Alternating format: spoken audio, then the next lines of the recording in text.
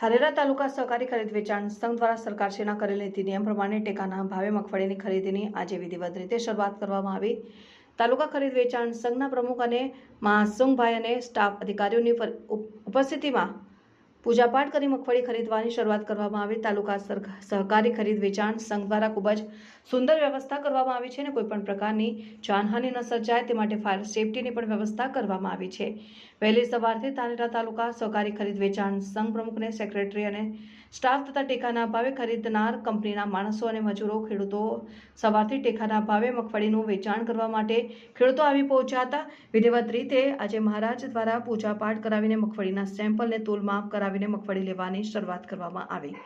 આ વર્ષે સરકાર દ્વારા ટેકાના ભાવ સારા આપ્યા છે। 20 કિલો મગફળીના ભાવ 1356.60 રૂપિયા જેવો ભાવ મળ્યો છે અને આ મગફળી સારી ઉત્તમ અને કચરા વગરની મગફળી લેવાની હોય। સારી મગફળીનો પાક જે પણ ખેડૂત ભાઈઓનો થયો છે તે ખેડૂત ભાઈઓએ આ ટેકાના ભાવે મગફળી લેવાની શરૂઆત થઈ ગઈ છે અને તમામ ખેડૂત ભાઈઓએ મગફળી ટેકાના ભાવે વેચી શકે અને આમ ધાનેરા સહકારી ખરીદ વેચાણ સંઘ છે ચા પાણીની પણ વ્યવસ્થા કરવામાં આવી છે અને આજથી ટેકાના ભાવે મગફળી લેવાની શરૂઆત કરવામાં આવી છે। સરકારશ્રી યોજના તળે ટેકાના ભાવની મગફળીનું કામકાજ ધાનેરા તાલુકામાં આપણી સંસ્થા મારફત આજરોજ ચાલુ કરવામાં આવેલ છે।